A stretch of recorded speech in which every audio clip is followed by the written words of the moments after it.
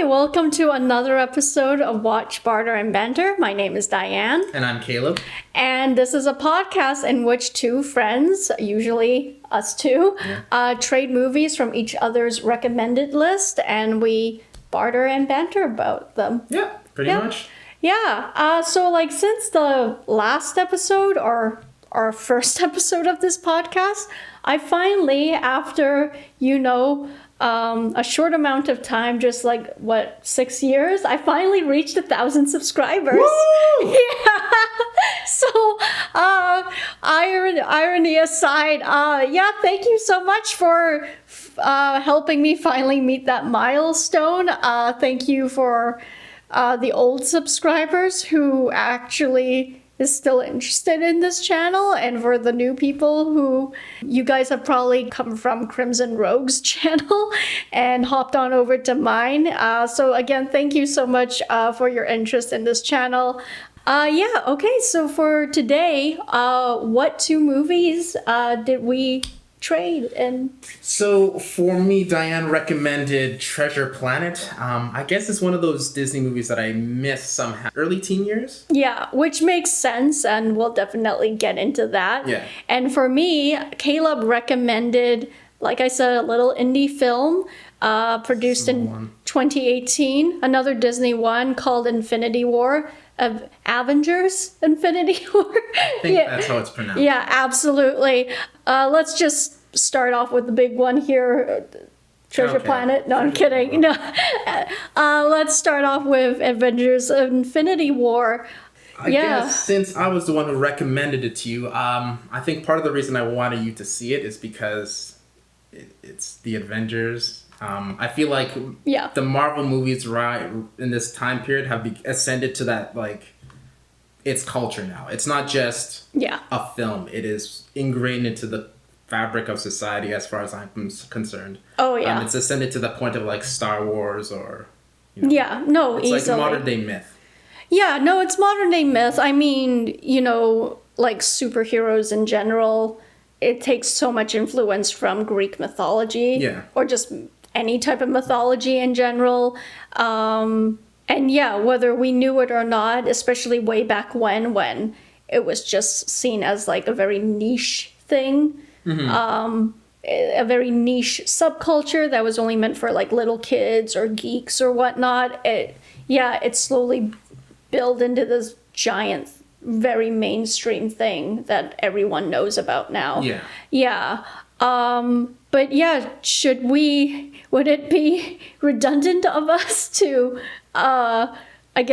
give a recap of the premise of this movie? Sure, why don't you give a recap of the premise of this movie? Okay, so anyway, this movie is about superheroes, and they're fighting Queen Beryl, who's after the silver moon crystal that's been split into 7 rainbow crystals, and they have to get these crystals before Queen Beryl does, because she wants to use the collective powers of it to take over the world.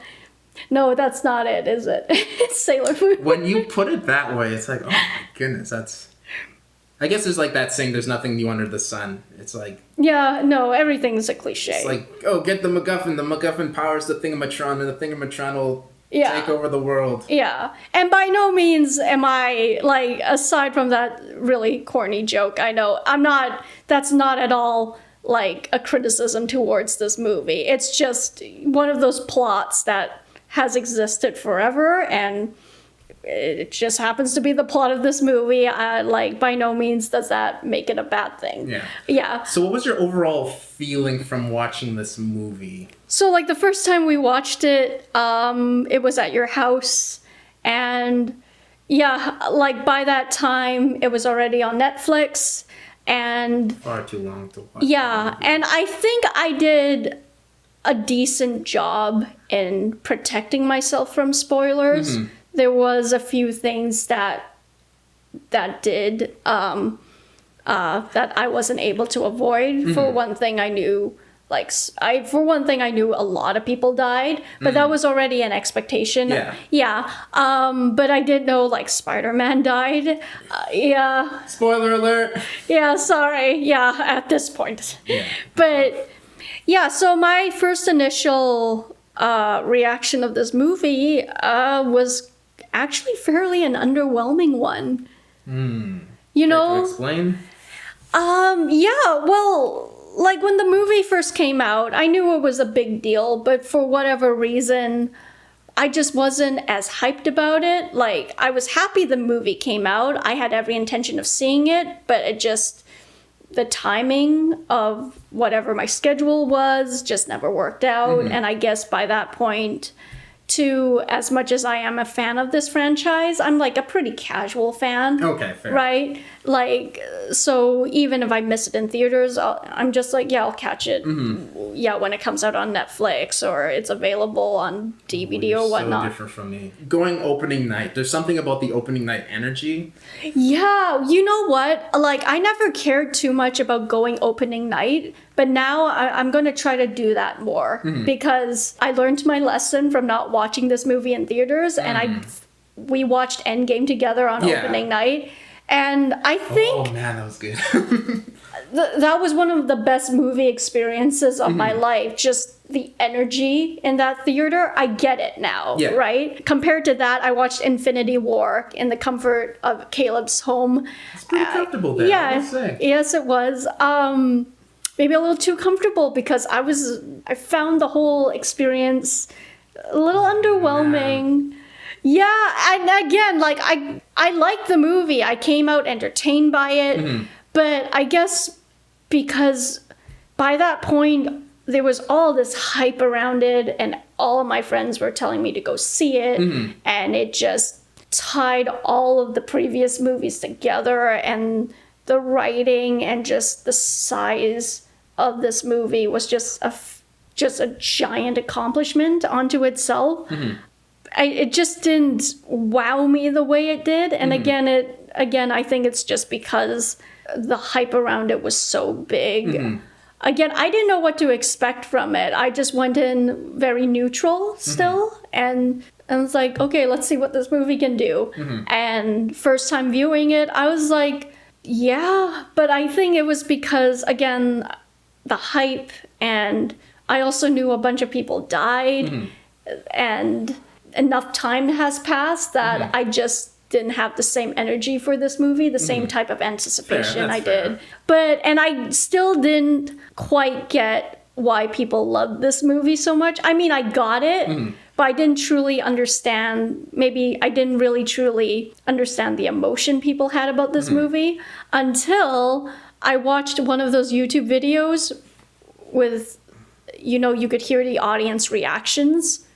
And then I finally got it. I'm like, oh, okay.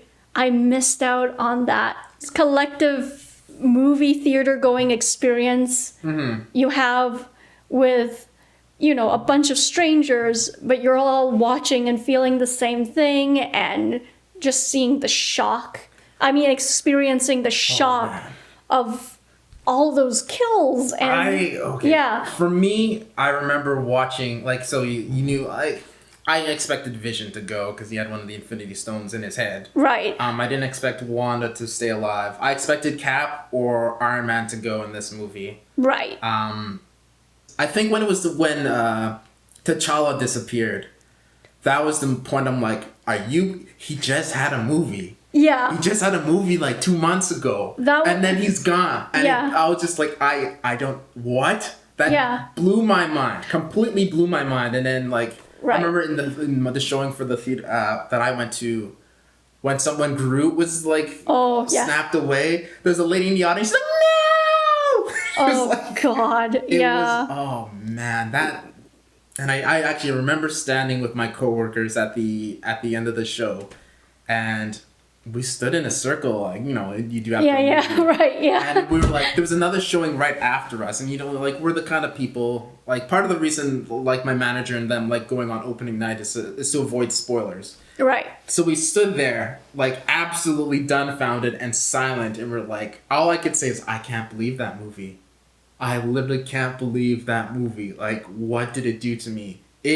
Were you really emotional afterwards? I was taken aback by how do I say it? Like it's structurally, the movie's well structured, first of all. It is very well structured. The characters are well balanced. Yeah. You feel like there was no character that got too much screen time and no character that got too little. Like I felt like all the characters, all the representation they needed to do was done in the movie. Which was amazing on the screenwriters and then the directors of the movie. They just balanced it super... And the editors just did a great job. Yeah, there was just so many plot points and the setup for a lot of the jokes, the comedy from other movies, and they just tied everything together. And I kept hearing about that. But I guess, the one thing that really did disappoint me was, again, I knew a bunch of things were being tied together. Even just in Infinity War, not even talking about Endgame, but I just felt it wasn't as complete, which makes sense too, because again, this is just a first-parter, right? You know what? Another thing, I guess, maybe made me less motivated to watch this movie was because I really did not care too much about the Thanos plotline. You know, like when I would be watching the other movies preceding this movie, is preceding the right word? Yeah. The previous movies.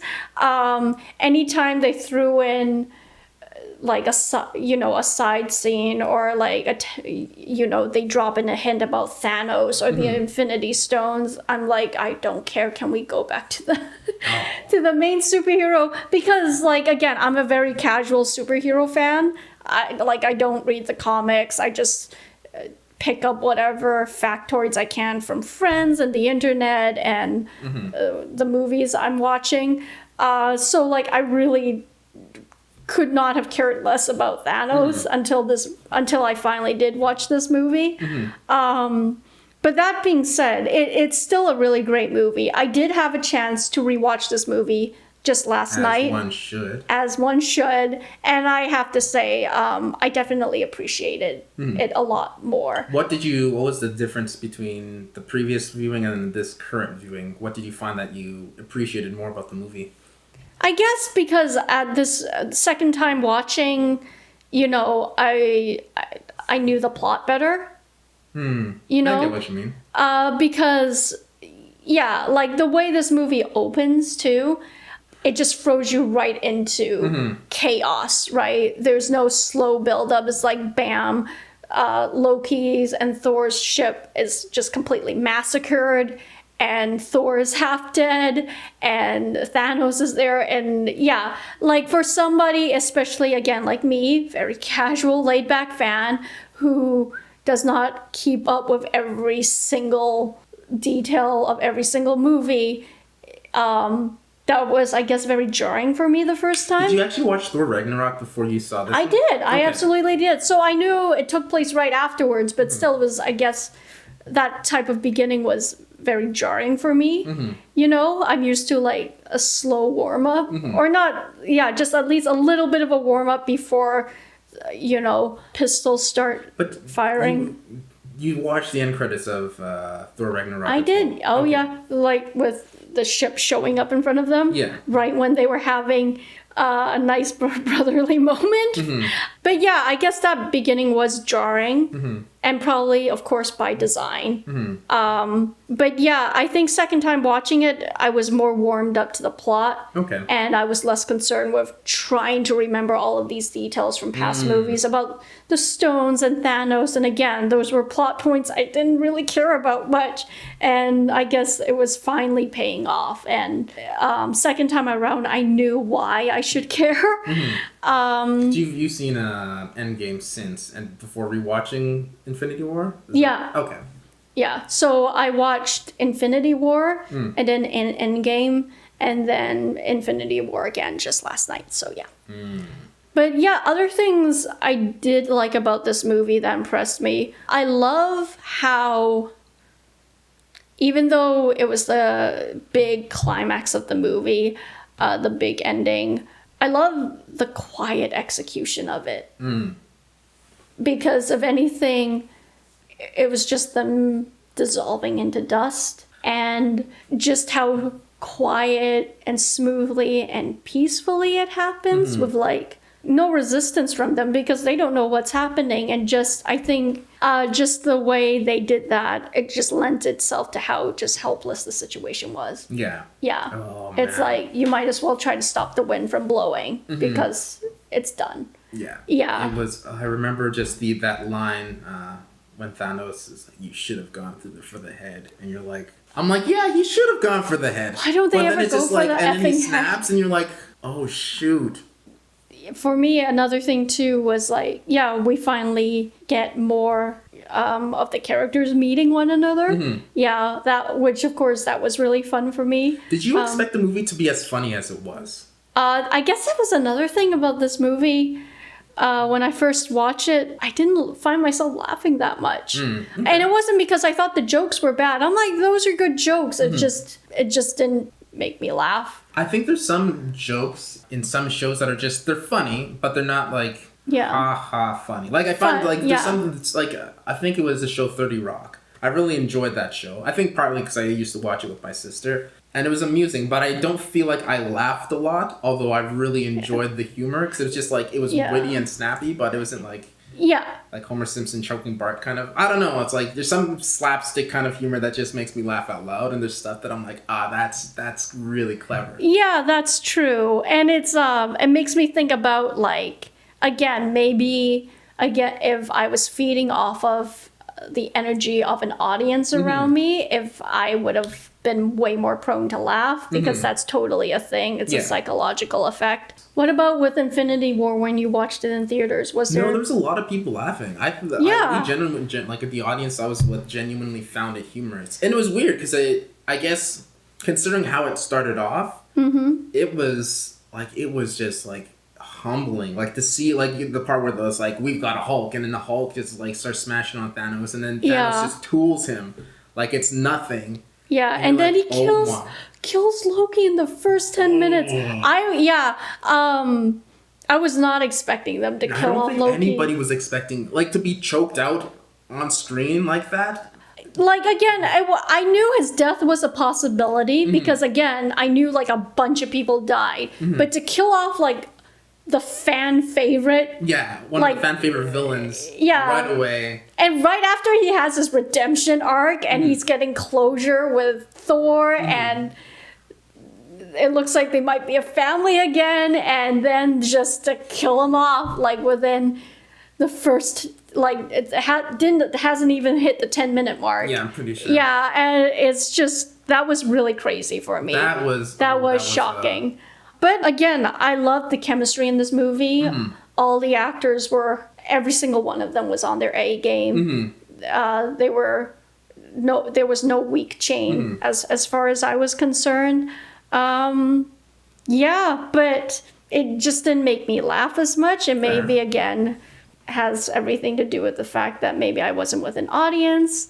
And again, I was kind of like lackluster about this movie to begin with because I didn't care about Thanos. But yeah. Man, this was like 10 years in the making. I know. I don't know why. It's like, I don't understand, but... Yeah. But I like the movie. Oh, yeah, I do. I will say, should we not get into spoilers with Endgame? I know at this point it's so late in the game, but I think everybody knows. I'll try to still withhold some details. I will say what everybody was saying about Infinity War, that it's such a big payoff to everything and it ties everything together. I didn't get that from Infinity War, but I sure as hell got it from Endgame. What I was lacking in Infinity War, Endgame made up for that. Fair. I was like, everything came together. The closure for everyone's plot lines. We can argue until we're blue in the face about what worked, what didn't, but as a whole, I really loved Endgame. More so than Infinity War. And I know Endgame definitely has some very confusing plot issues. Let's not even get into that because I wouldn't even know where to begin. And we can get into that. I think it's simple. It's like the movie was it's a well-told story. It was. The element of time travel, as much so as I wish they had gone another means to get to the same end. they told a good story with that device. Like time travel, it's like it's one of the cheapest tricks in the book. It feels. Yeah. The writers, the directors, the editor, they did a great job telling the story with time travel that felt satisfying. Yeah, absolutely. Oh yeah, one thing I did want to bring up too was the Russo brothers directed both these movies, as well as like the Captain America movies, or one movie, two of them. Yeah, Civil War and Winter Soldier. I will say, Infinity War, best looking movie out of the bunch. Best looking? Okay. I liked how much more colorful it was. Because, and again, I think the setting of the story lends itself to that. Because you're going from like outer space to Wakanda to New York, and now Doctor Strange is in this, and he has his own aesthetic. So yeah, I thought it was nice to see a little bit more color, because Russo brothers, the tone of their movies, Marvel movies so far, it's still very comedic and cheerful, which is what the Marvel Cinematic Universe is known for, but still there's that somberness to it. And I know they've been criticized for not having the best looking cinematography. Like, everything is competently shot and it serves the purpose of the story, but some shots are kind of like uninspired, and the color grading is kind of I've heard that criticism applied to not just Russo brother movies, but all of the Marvel movies, which I kind of both agree and disagree with. But yeah, Infinity War, I thought was definitely way more interesting and pleasing to look at. Yeah. You know what? I agree. You agree? Straight up, yeah. Now that I think about it, you're like, that's true. Yeah, because I feel like the Captain Americas were a bit desaturated in their tones. Yes, it definitely was. Yeah. Endgame wasn't the worst, but yeah, I know what you mean. It was. Yeah. No, Endgame definitely wasn't the worst, and again. I feel like with all the variations of locations for Infinity War, I definitely see what you're coming from, and yeah, I agree. Yeah, but all in all, I really liked Infinity War. Definitely not my favorite. Endgame was just so emotionally satisfying. Everything I think I should have felt in Infinity War, I felt it in Endgame.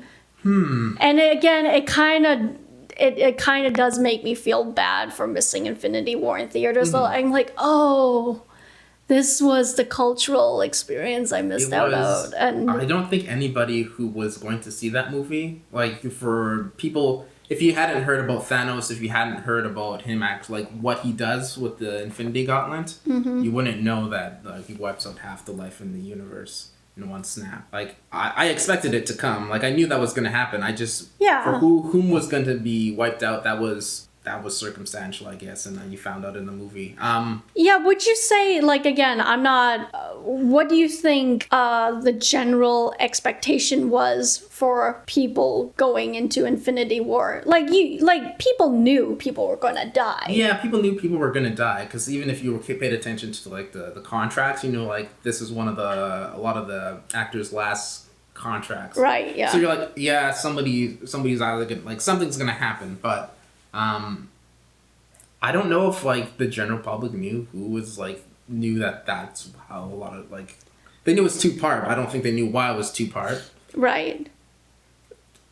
Were they not expecting Thanos to win, I guess? I don't think a lot of, I was like, yeah, he's gonna snap half the life away. And I was like, it's gonna happen. But did you know anything about Thanos? Did you know that what was gonna happen? Did you? Oh, I'm trying to remember. I don't know if I had any theories. I just knew a lot of people died and people were freaking out, but I guess I'm not that type of person to play out different theories in my head unless I'm like a super, super fan, which, you know, admittedly I'm not, but I do really enjoy this universe. Again, I just kind of went into this movie with a very blank slate, and I'm like, show me what you got. Second time viewing it, I definitely appreciate it more. yeah, aside from like Loki, what other deaths shocked you? I think it was T'Challa was the one that I think it was the fact that a lot of the newer characters went away. Like when Peter Park, like when most of the Guardians of the Galaxy left, I was like, oh, what the? Oh yeah, I was just like everybody except for Rocket and Nebula, and I was like, what? Yeah. Like I think it was just the fact that the people who I expected to go didn't. Yeah. That shocked me. I'm like, they killed off all the new guys. Yeah, I would have loved to have been in the writer's room when they were discussing, okay, who has to go. I wonder if they had like pictures on a board and they were like, yeah. That would have been a fascinating process to witness. Yeah. Anyway, should we segue to the other movie? Yep, Treasure Planet. Okay. So I wanted you to watch this movie because it's like one of those movies with a cult following. When it first came out, it did not do well. In fact, I'm sure a lot of you Disney aficionados already know to this date, it is the biggest failure in Disney animation history when it comes to the animated movies. It made 35 million domestically. No, it made 38 million domestically. Oh, 38 million domestically in just North America in general, and only 100 million worldwide. Yeah. And it cost 140 million to make. So it didn't, or just barely broke even. Yeah. Broke even. And apparently this movie was just incredibly expensive to make, and it utilized a lot of new technology at the time. But yeah, I just wanted you to watch this movie because, again, it was one of those movies that did not do well in the box office. But when it finally did come out on DVD, more and more people started to get to know it and then realize, oh, holy crap, this is a pretty great movie, which I totally agree with. What was your first impression of this movie? My first impression of the movie was, I get what they were trying to do, but I didn't enjoy it as much as I was hoping I would. Right. I was really hoping I would. I didn't relate to the main character. Okay. I think that's what it was. And there were just some weird things about the story that kind of just put me off a little bit. What was it about the story? One of the things that actually bothered me truthfully was the fact that they were ships, like pirate ships in space, and it's like there was no atmosphere. There was like it was just it was just like in air, and you could just flying through space. I'm one of those people that can do willful suspense of disbelief. Right, yeah. But for whatever reason, I'm like, I just don't accept this. I accepted it. It's space pirates. Like, I know it's space pirates, but at least have some sort of force field dome that goes around the ship to give it atmosphere. I think the solar sail thing is cool. Yeah. I think it's really cool, but I felt it's not space. It's like the sky extended. Yeah. It's just one of those things that I'm just like, I don't like this creative choice. Fair enough. I mean, it's like, it looks cool, I will say, but I don't like it at a creative choice standpoint. I feel like they could have done some more interesting things if they made the ship have atmosphere. I kind of get why they wanted to do it. Yeah. But even just like a force field over top of the thing, and you have to go up the special force field thing to go out into space. I think it would have made the movie a little bit more interesting in some ways. Okay, fair enough. But I was not bothered by that at all. I know you're definitely not the first person to talk about this force field around ships. But again, I just see it as pure fantasy. Yeah, just whatever. Do you need to know the ecology of Never Neverland? No, just shut up and enjoy the magic. There's one thing about magic on Earth. It's you kids flying. That makes sense. There's a spherical fairy, but we know space. It's you go up there. Yeah. There's no atmosphere. There's no oxygen. You die. Yeah. That's it. That's space. And to kind of go against it, even in some shows where you have animals flying in space, I'm like, I get it, but at the same time, those are weird space animals, and it's I understand there's weird things in space. They had space whales in this movie. Right. But I'm like, I like Star Wars. There's like what's it called? I think it's the Star Wars Rebels had space whales of sorts. Okay. But those space whales like had hyperspeed and like it made more sense in that universe because I know once you go outside the ship, unless you have protective gear, you're gonna die. Fair enough. That just bothered me. Okay. I think when it comes down to it is like I rewatched. I guess we watched this the same day that we watched Avengers. Yeah. And since then, I've rewatched Aladdin, and that movie is airtight. Yeah. Like And for context, the two directors that directed Treasure Planet, they directed Aladdin as well. Yeah. So, in terms of the story for Aladdin, like I feel like right off the hop, like the mystery is built, you like the character. Like, Aladdin's a great character. It's like he's... As much so as he has to steal to survive, you can see that he's selfless and caring. Yeah. I guess when it comes down to it, just there's one scene that I feel like was missing, and they had it in the... What's it called? One of the deleted scenes where... Yeah, so one thing me and Caleb kept talking about when it came to Treasure Planet, there's this really... great deleted scene. Really great deleted scene. Yeah, where Jim, it's basically kind of been hinted at that he's been raised by this single mom, and she's completely at her wit's end because he keeps getting into trouble and she's trying to run a business and like there are no employees at that inn of hers. Like she's just doing everything herself. And yeah, she has this crazy teenage son that just keeps getting in trouble with the law. And in this deleted scene, you see Jim momentarily connect with this like really adorable alien child. And he's about to help this kid fix his like windsurfer or whatnot, only for the kid's dad to finally come in and cut that tie and say, I'm going to do that. Thanks. And yeah, it's basically Jim witnessing everything he's missed out on with his dad. Yeah. Yeah.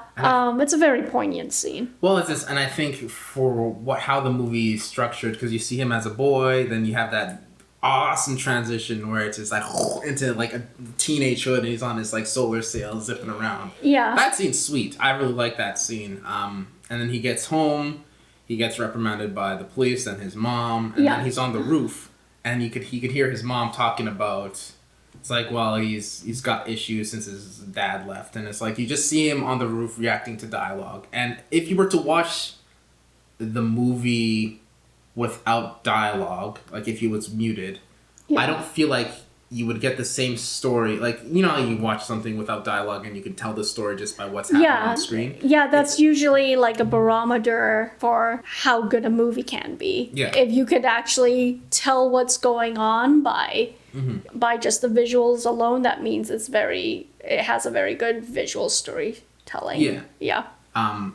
If you had that extra scene, just the way the movie is, with him on the roof, without dialogue, you wouldn't be able to really... You just say, oh, he's upset because he got home and was reprimanded. But the exposition from his mom speaking is what drives that scene. Yeah. On standalone, him just sitting pouting on the roof, it doesn't really hold much weight to me, emotional weight to me. Yeah, that's a good point. If you add it to that scene with him and seeing the boy and the boy's dad, I feel like that scene, it's like, I get it. Yeah, it's like you get it. He's isolating himself because he feels ashamed. You feel like you get it regardless, but it would just amplify the importance of that scene. And I feel like that was... You're right. That scene, I think for me, it's like overall the emotional tone of the movie. Like, I just like, he just seems like a pouty teen who's just rebellious for no reason.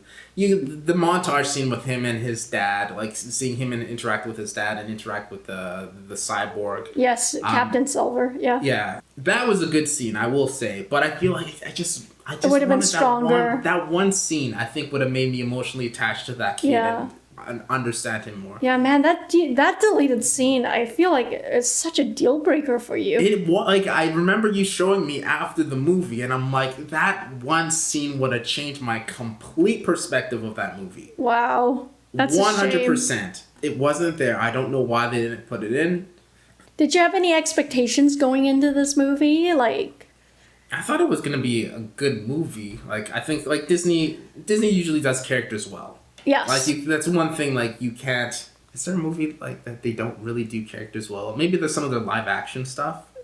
Yeah, some of the live action stuff, and I guess like some of the later animated films that I've never seen. I hear Chicken Little is like god awful. They did an animated, and it's part of like the Disney animated feature film canon. Mm-hmm. There's a computer animated movie called Chicken Little. Yeah, I remember that one. And I hear it's just awful. Well, that's computer like a classical animation specifically. Classical animation? I could not stand Black Cauldron. I don't think I've ever seen Black Cauldron. I do. That's definitely not on my list. So I'll spare you from that one unless you want to watch it yourself. But it's definitely not on my recommended list. Okay. Yeah, I do kind of agree with you about maybe they should have kept that deleted scene. I don't know why they kept it out. Maybe it was because of length or... You know, we've both been behind the camera making creative decisions about story. Maybe it just didn't play out as well when they watched it. It'd be interesting to hear like director's commentary why that scene was left out. Yeah, I know there's a bit of it because that scene is included in the DVD and they do talk about the scene previously. That being said, with what they did keep in this movie, I thought was fantastic. Mm-hmm. Do you remember like how old you were and what was your attitude towards Disney movies when this movie came out? Because I was around... So what year did this movie come out again? It was like 2000... It was like early 2000s, yeah. Okay, I would have been, how old? 12? I think I wanted to see it because I always like Disney movies, particularly Disney adventure movies. Mm-hmm. I'm all for that. I don't even know why. Like, I guess I didn't go to movies much when I was that age. Uh-huh. I wanted to see it, so I was like, well, I just didn't. You just didn't? Yeah. Yeah. It's a really big movie-going family. While I'm looking this up on my phone. What's the date of the movie? 2002. It came out 2002. 2002, I would have been like 14 or something? Yeah, I would have been dating myself. I think I would have been like 15 years old. And yeah, around that time, too, I was probably kind of a little growing out of my Disney phase. Like, still a fan. But yeah, I think at that point too, 2002, the Disney Renaissance kind of had already ended. And 2002, that's 7 years since Toy Story was released. And then Shrek. It's such a shame this movie wasn't appreciated the way I think it deserves to be when it first came out. And I think on paper, you would kind of almost half expect this movie to do at least fairly well. Yeah. Because like up until that point, Disney movies, they were about like princesses and fairy tales and whatnot. And then out comes this movie. It's like about an angsty teen. And I feel like all the kids that grew up in the early 90s with the fairy tale movies are now at the right age to appreciate a character like Jim Hawkins, who's like an angsty teen and my parents don't understand me and I'm so lost and confused. You would think that they're like the right demographic for it. Yeah. But unfortunately, because of what was going on in the industry at the time and them having to compete against the likes of DreamWorks. Is that the same year The Iron Giant came out? The Iron Giant? I don't know, but again, another animated movie that sunk. That movie was so good. No, that movie, again... was like one of the... Oh, man. Another very much underappreciated classic, and people 100%. Did not know what they were missing. Yeah. But yeah, like 2D animation was just not having it in the early 2000s because people were just like jumping on computer animation like, yeah, there was no tomorrow. But what did you like about this movie? What did I like? That's a good question. There's a few things. There's a few things. The transitions. Oh, the transitions were so good in this movie. Yeah, fantastic editing, and especially when it comes to like 2D animated movies in general, all of that was probably planned out meticulously in pre-production. I think. Yeah, and all except for the one character That robot was the worst. Yeah. Absolute worst character. All about him. I liked the characters. I don't necessarily feel like the writing was...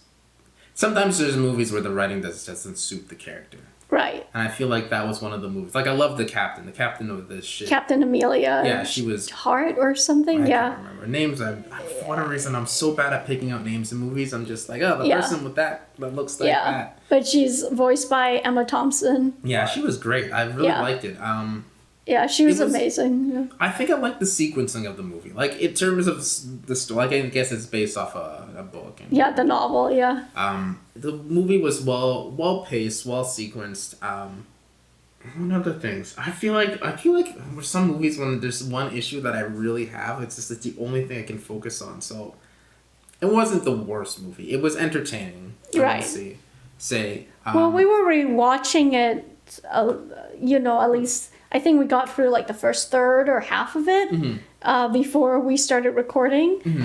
You were saying you were a little bit more... Yeah, it was just like I do appreciate a little bit more of the relationship between Silver and Jim.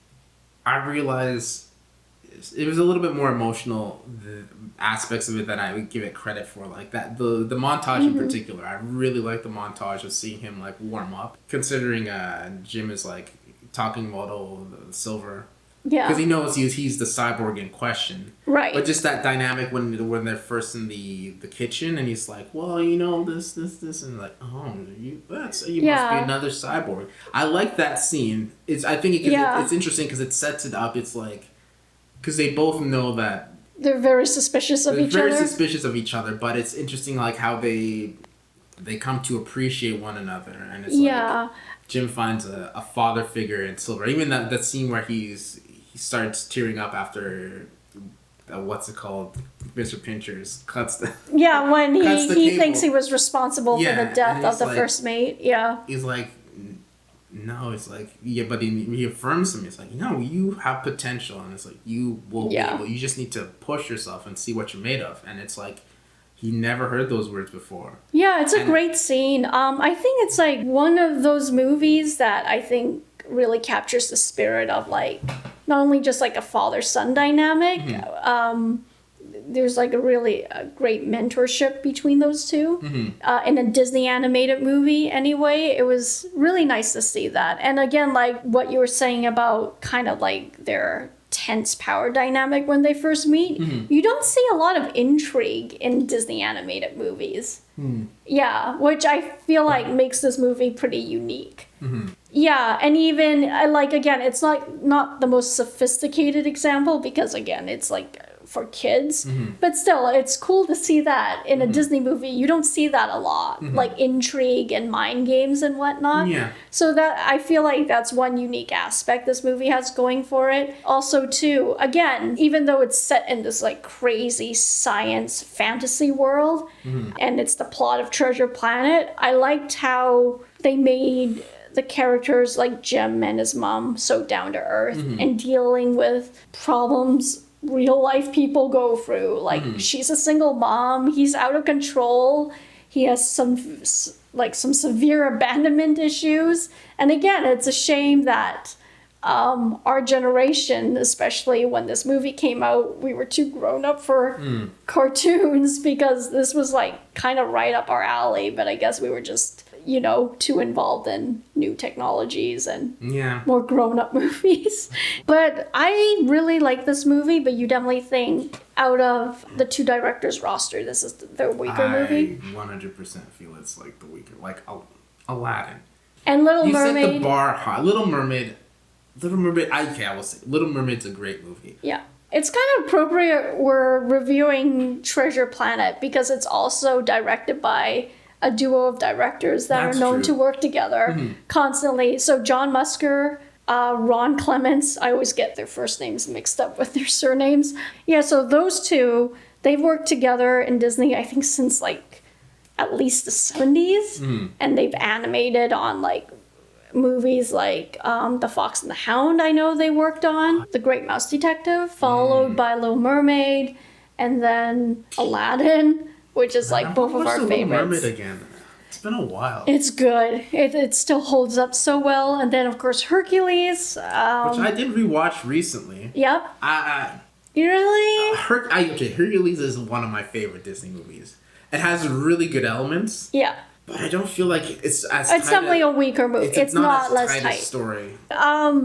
Yeah, in terms of like Disney directors for animated movies, these two are definitely my favorite. I feel like even when they're on their off game, I'll still end up enjoying their movie. And I really recognize these two having a really strong comedic voice. I think that's something that's very... except for that robot, man. Yeah, that robot was a big misstep. Voiced by, again, the very funny Martin Short. It's just... Man, they needed to tone him down. Yeah. I find that there's certain characters in movies where you're just like, I find, like, I like, kind of like, sometimes it's fun when you deal with an obnoxious character or a flamboyant character, but there's just like, there's a threshold that you cross, and I really feels like, oh man, if somebody put that robot in a volcano, just melt him. Yeah. And just, like, he was just the worst. I just like obnoxious, stupid characters. I just can't stand them. Right. Just like every moment you're like, somebody break that thing. Smash it. Just smash it.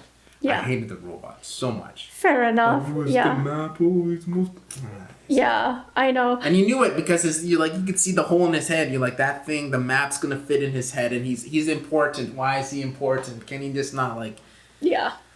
Oh. Yeah, well, like, you know what? One interesting pattern I've noticed when it comes to the plot of Treasure Planet is I always get bored the second they arrived on the island. And I think I just realized why that is because, again, going back to the tension between Silver and Gem, there's all this like tense energy between them while at the same time they're bonding, and then all of a sudden all of that energy it's like letting air out of a balloon the second they hit the island, because now they both know that they're against each other, and all of that intensity is kind of gone. I think there's something to be said about tension in small quarters too. Yes, yeah, because they're trapped on the ship. Yeah, they have nowhere else to go. There's just that way, and it's like it's all death. Like you're screwed anywhere you go, so you have to cooperate with these people. Yeah. To ensure your safety. But once you get to the island, it's like they run off with the captain and what's his face, the scientist dude. Yeah. Doctor something Doppler, but he's my favorite character in this movie. Why is he your favorite character? He's just super funny. He has some of the best lines in this movie. And again, back to these two directors having a very strong comedic voice, I felt that this movie was no exception. It had like this quick, snappy, fast-paced dialogue, which I love. Dr. Doppler, he just had some of the best lines in the movie. He had a very clear, strong arc. I thought he was hilarious. I much prefer the captain. You much prefer the captain? Yeah. Oh, that's funny. I much prefer the captain. Yeah, she had... She's like spunky and like strong and like intelligent. Yeah, she also had some amazing lines as well. It's just let me make this as monosyllabic as possible. She's so condescending. Classy. She is awesome. Yeah, classy, but really bitchy at the same time. Man. I loved her. There's certain awesome. way you can insult people with just like, you can just be so like... Yeah. Above class, and she was great. She was a great character. She was awesome, yeah. But again, I felt they played off. Oh yeah, together you're like, oh, this is... I could just watch a TV show about them. They're fantastic. Like getting put in his place all the time. I can do my own plug-in. It's just, again, I love the writing for this movie. I feel like this movie is very... kind of underappreciated for its humor. I really do like this movie. I wouldn't say it's like a masterpiece, but it's a very strong movie, and it certainly did not get the appreciation it deserved when it first came out in theaters. Would you agree with that, or? I'd be interested to see how I would have liked the movie when it came out. I probably would have liked it a little bit more when I was that age. Yeah. But now I'm like, would I watch it again? Yes. More than other movies, which I think are better.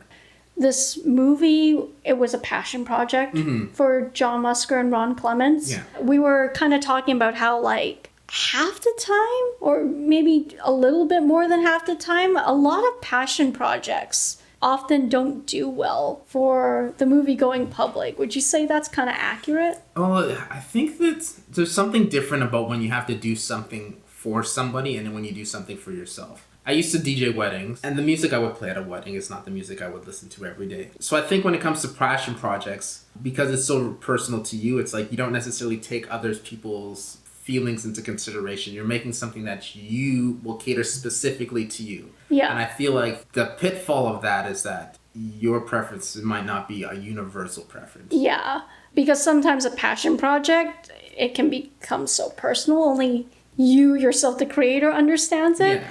Yeah, because sometimes that creation is only something a mother can love, right? And you're the mom, you're the creator, right? But you could also argue too, I'm sure there's like equally as many examples where you do everything by the book and it's a type of movie that just has all the boxes checked off and it just becomes like a soulless cash grab. Yeah. There's a threshold that you can cross. Yeah, right? So again, it's like about balance. Kind of funny thinking back on this movie because like I would say it's like one of the first few movies that I feel like was very much orientated for boys over girls. Would you agree? Like you could also argue the same with like Aladdin and Hercules, but I felt like with Treasure Planet, just by the nature of the story, because it has a father-son dynamic, it has the angsty male teen and he has this whole, Catcher in the Rye complex. Ian Caulfield, I know, like the directors themselves, they said they specifically based their interpretation of Jim Hawkins on the main character of Catcher in the Rye, who again that novel is about like a very disenfranchised teenage boy. And you definitely see that in this interpretation of Jim Hawkins. I feel like nowadays, I think original stories are better for us nowadays because I feel like a lot of these books or fairy tale adaptations, it's like I don't know if it's relevant. Yeah, because I don't know about I almost that. feel like people still read a bit more back in the 90s because that's all we had. Yeah. It's like we don't have Snapchat. They didn't have Snapchat back then. No. Be snapping our friends and like whatever. Yeah. So I don't feel like a generation that has grown up with social media is really going to care about some ancient book about some kid who throws some seeds outside and the plant grows quick. I don't necessarily agree. There's something like timeless about fairy tales. And the meaning of those fairy tales are going to continue to change and evolve. The same with superheroes. But I feel like superheroes are the modern day fairy tale. Fair enough, yeah. That's just my particular perception. I don't feel like... Well, I know I don't read much. I ought to read a little bit more. Yeah, just diversify my knowledge. Right. But just more than that, I don't feel like the demographic nowadays is going to be as acquainted with those kind of stories. I don't know. Or the knowledge of them in the first place as we... I don't know. Have you seen the numbers for Frozen? And what story is it based off of, if any? The Snow Queen. The Snow Queen? I'm not even familiar with that story. It's a Hans Christian Andersen fairy tale. Yeah.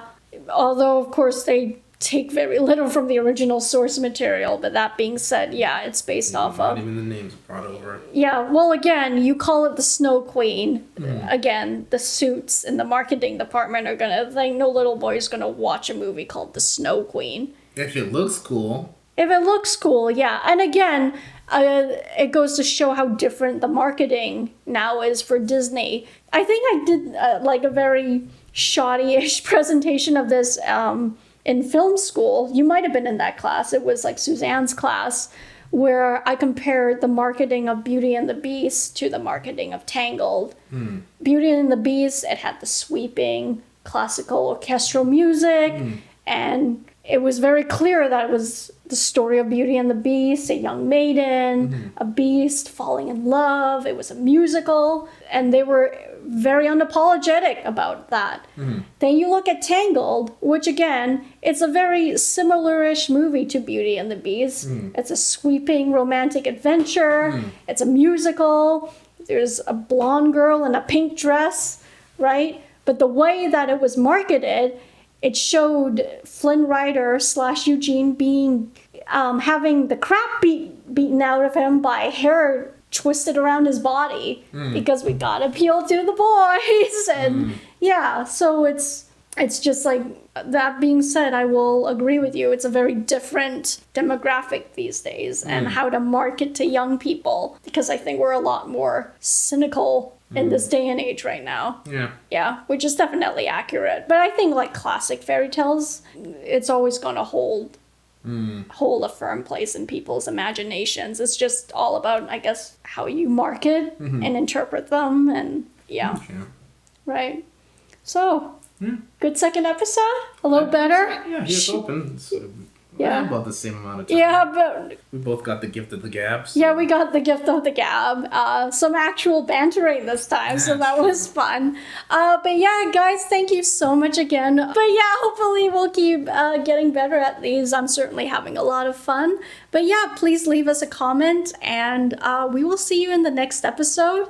And I don't know, maybe in the next year, another 2 years, I might make another video essay. It's coming up. Yeah, kind of. Somewhat. Eventually, yeah. All right, bye. Bye.